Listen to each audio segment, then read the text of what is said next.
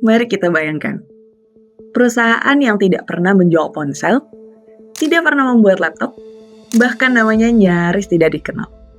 Ternyata bernilai lebih dari 2 triliun US dollar. Namanya TSMC.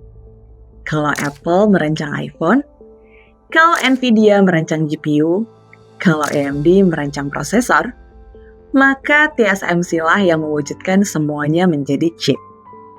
Hari ini, TSMC memproduksi lebih dari 12.600 jenis chip dengan menggunakan 305 teknologi berbeda untuk 534 pelanggan di seluruh dunia. Pelanggannya Apple, Nvidia, AMD, Qualcomm, dan masih banyak lagi. Pada kuartal kedua 2026 saja, pendapatannya mencapai 40,2 miliar US dollar, naik hampir 34% dibandingkan tahun sebelumnya. Laba bersihnya melonjak 77% hanya dalam 1 tahun. Semua itu didorong oleh satu hal, artificial intelligence. Muncul satu pertanyaan besar. Bagaimana perusahaan yang tidak memiliki merek chip justru menjadi perusahaan yang paling sulit digantikan di dunia? Jawabannya berawal dari seorang pria berusia 55 tahun. Selamat datang di Inspera, inspirasi dari seberang. Pendiri TSMC adalah Morris Chang. Ia lahir di Tiongkok pada 1931. Kemudian, ia menempuh pendidikan teknik di Amerika Serikat. Setelah itu, ia menghabiskan hampir 30 tahun berkarir di Texas Instruments, salah satu raksasa semikonduktor dunia. Di sanalah ia melihat satu kenyataan. Semakin canggih sebuah chip, semakin mahal pula pabrik yang dibutuhkan untuk membuatnya. Masalahnya, biaya membangun pabrik terus melonjak. Bahkan hari ini, satu fasilitas produksi chip tercanggih bisa menelan investasi lebih dari 20 miliar US dollar. Artinya, hanya segelintir perusahaan yang mampu ikut bermain. Morris Chang melihat sebuah peluang. Bagaimana kalau perusahaan teknologi cukup fokus menciptakan desain chip? Sementara, proses produksinya diserahkan kepada satu perusahaan yang memang ahli membuat chip. Gagasan itu terdengar sederhana, tetapi pada pertengahan 1980-an, hampir semua orang menganggapnya mustahil. Pada 1987, di usia 55 tahun, Morris Chang mendirikan Taiwan Semiconductor Manufacturing Company, atau yang lebih terkenal dengan sebutan TSMC. Bukan untuk menjual chip, bukan untuk menciptakan merek baru, tetapi menjadi pabrik bagi seluruh industri semikonduktor. Sebelum TSMC lahir, hampir semua perusahaan chip melakukan hal yang sama. Mereka merancang chip, membangun pabrik, memproduksi, lalu menjualnya sendiri. Morris Chang menghapus satu bagian yang paling mahal, pabrik. Ia menawarkan sesuatu yang belum pernah ada sebelumnya. Kalau Anda bisa mendesain chip terbaik, biarkan TSMC yang membuatnya. Dari sinilah lahir era perusahaan fabless. Fabless berarti perusahaan yang merancang chip, tetapi tidak memiliki pabrik untuk memproduksinya. Dan hasilnya luar biasa. Hari ini, TSMC menguasai sekitar 2/3 pasar foundry global. Foundry adalah perusahaan yang khusus memproduksi chip untuk perusahaan lain. Artinya, dari setiap 3 chip yang diproduksi oleh perusahaan manufaktur independen di dunia, 2 diantaranya dibuat oleh TSMC. Yang menarik, pelanggan-pelanggan TSMC justru saling bersaing. Apple, Nvidia, AMD, Qualcomm, Broadcom, MediaTek. Mereka berlomba jadi yang terbaik. Tetapi, mereka mempercayakan produksi chipnya kepada perusahaan yang sama. Mengapa?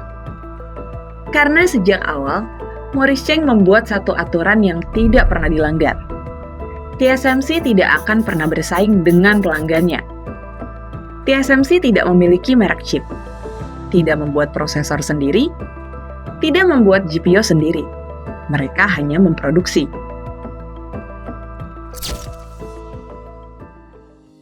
Pada akhir 2022, dunia berubah.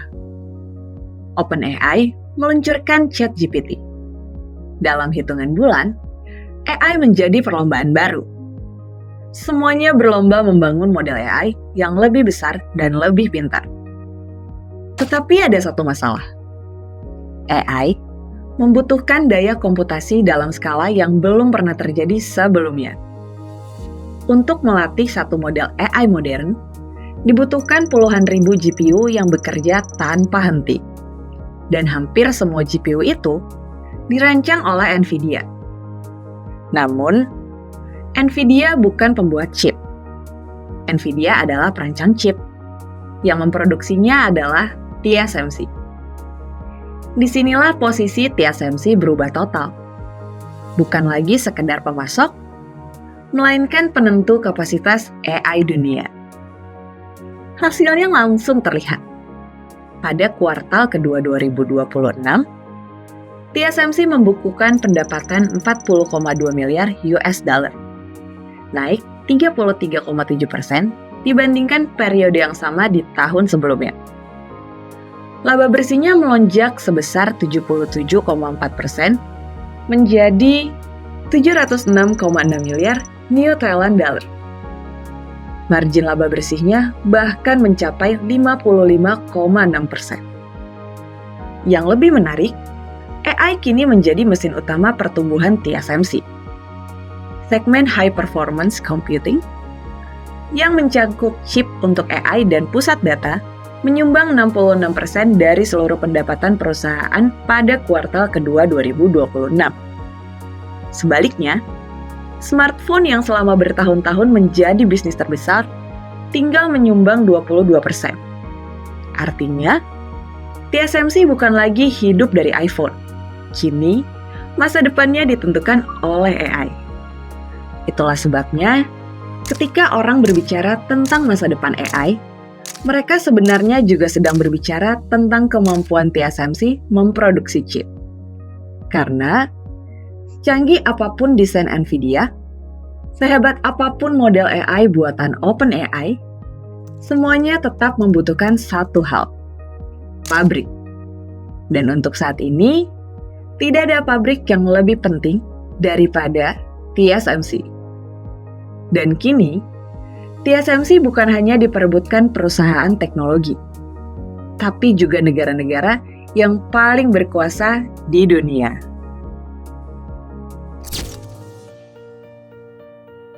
Kalau hanya soal uang, TSMC seharusnya sudah lama tersaingi.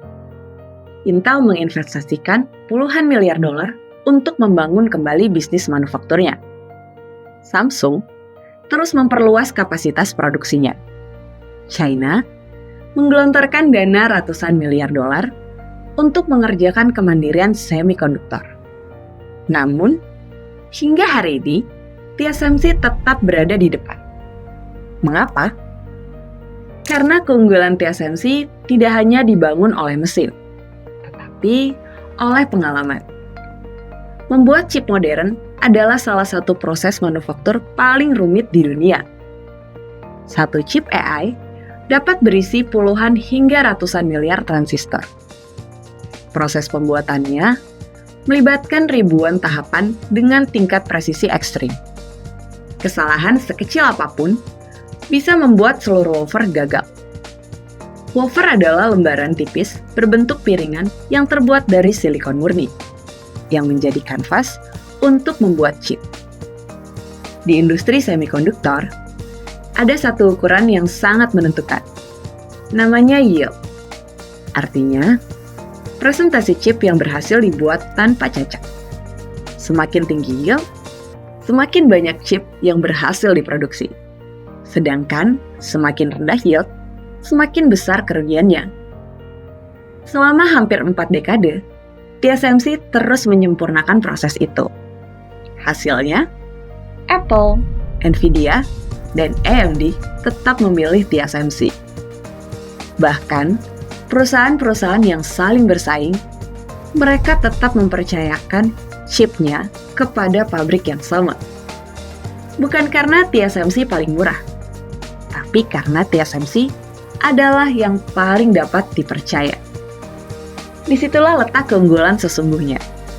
Bukan pada gedung, bukan pada mesin, melainkan kepercayaan. Dan mungkin itulah pelajaran terbesar dari kisah ini.